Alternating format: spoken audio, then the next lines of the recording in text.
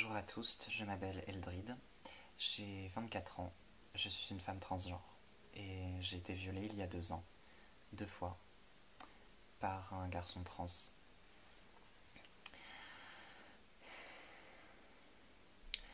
On s'était rencontrés en septembre 2017 pendant une manifestation et on était au même syndicat étudiant. Rapidement, j'ai vu que ce garçon avait une attirance amoureuse pour moi, mais ce n'était pas réciproque. Donc je lui ai mis ce qu'on appelle communément un râteau. Malgré cela, cela n'a pas vraiment changé l'attitude qu'il avait envers moi.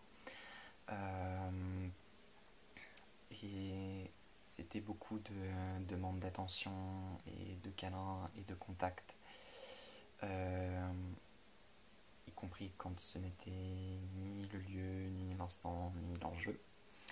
Que j'étais en plein travail estudiantin ou syndical. Mais le moindre de mes refus était très mal pris. Avec du coup beaucoup d'insistance quand même, comme les caprices d'un enfant à qui on aurait refusé un jouet, que sais-je, avec du chantage affectif, des tu m'aimes plus. Et ça a duré encore assez longtemps. Et puis, bon, quelques mois se sont écoulés. Et à un moment, je lui ai proposé qu'on soit amis avec bénéfice parce que, bon, je n'étais pas amoureuse, mais il était très mignon. Et en précisant bien que ça n'allait pas changer la façon dont on relationnait sur le plan sentimental. Il a accepté. Que ça a duré quelques mois, jusqu'à un soir de mars ou avril où on faisait une soirée chez moi.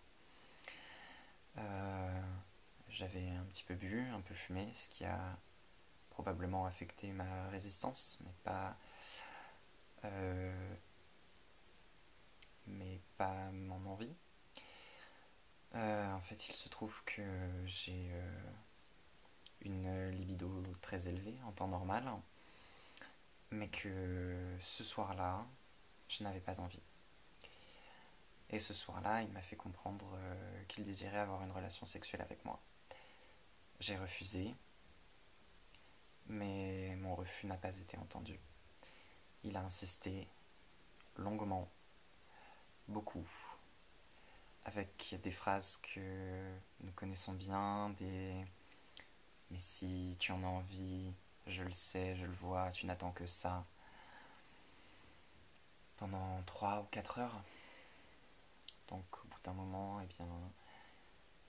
j'ai cédé pour avoir la paix. Il a eu ce qu'il voulait.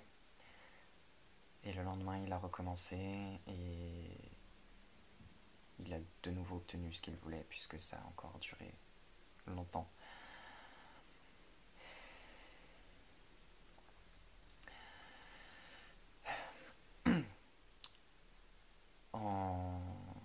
À côté de ça, j'ai eu une relation et puis j'ai flirté avec quelqu'un à distance. Mais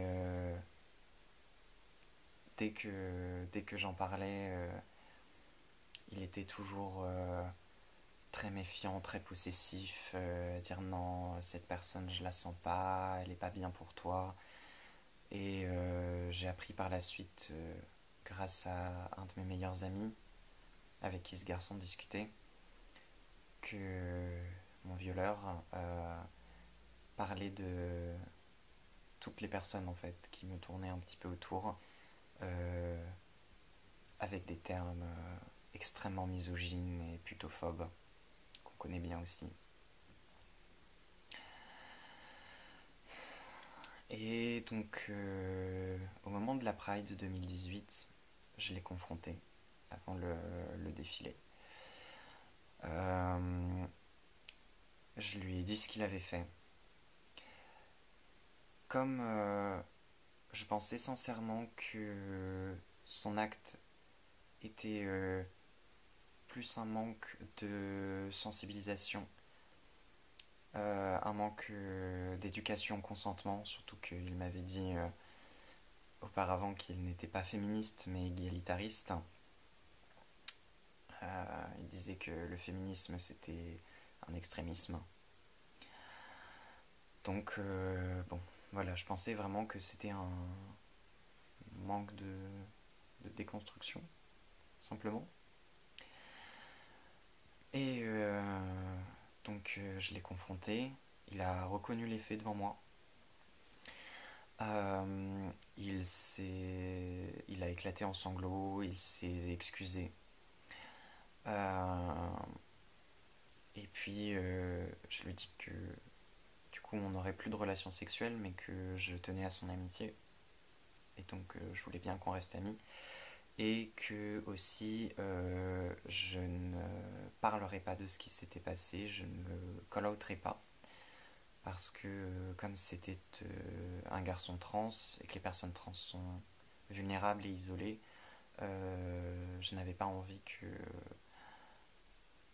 je n'avais pas envie d'aggraver encore les problèmes que la transidentité pouvait lui apporter, tout simplement. Et puis,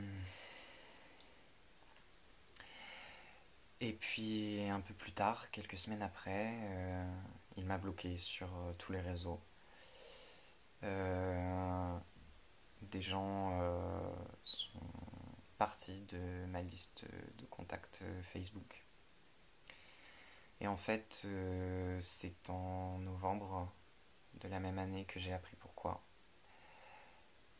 En fait, lui, mon violeur, m'a call-out dans les milieux militants et queer de ma ville et m'a call-out pour agression sexuelle. Donc il a complètement retourné à la situation, euh, boosté par un phénomène qu'on appelle la transmisogynie.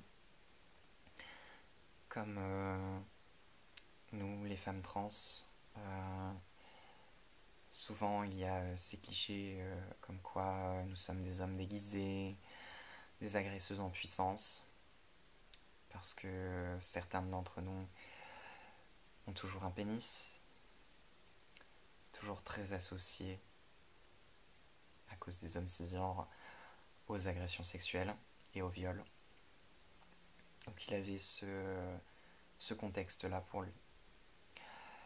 Et mon partenaire de l'époque m'a ramassé à la petite cuillère parce que ça a été un coup extrêmement dur, puisque en tant que victime de viol, en tant que militante féministe, je me retrouvais accusée par mon violeur d'une chose que je ne lui avais jamais faite. Ça a été l'hiver le plus difficile. Je suis dépressif chronique et cet hiver-là, j'ai bien failli ne pas en voir la fin. Si mon amourox de l'époque n'avait pas été là, je pense que je ne tournerais pas cette vidéo aujourd'hui. Je ne fréquentais plus la fac puisque en plus nous étions dans le même département de langues étrangères et que je le croisais régulièrement, donc j'ai fini par ne plus aller à la fac. Et par échouer mon année. Donc ça a été des mois de bataille pour arriver à passer déjà à me remettre de tout ça et puis à rétablir la vérité aussi dans ces milieux et dans les gens qui avaient parmi les gens qui avaient entendu ces accusations mensongères. Et puis bon, l'affaire fini par redescendre et ben, je pensais que c'était fini, que c'était derrière moi. Et pendant le confinement à la pandémie du Covid, eh bien, j'ai eu vent d'un retour de ces accusations, d'un retour de menaces de call-out envers moi sur des choses que je n'avais pas commises.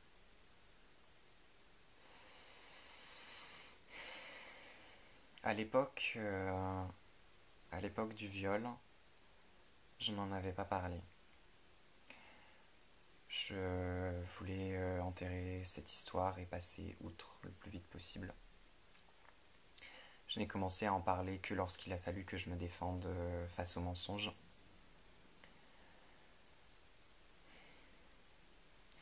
Aujourd'hui, je reprends la parole, publiquement, parce que je sais que le silence a été une très mauvaise stratégie.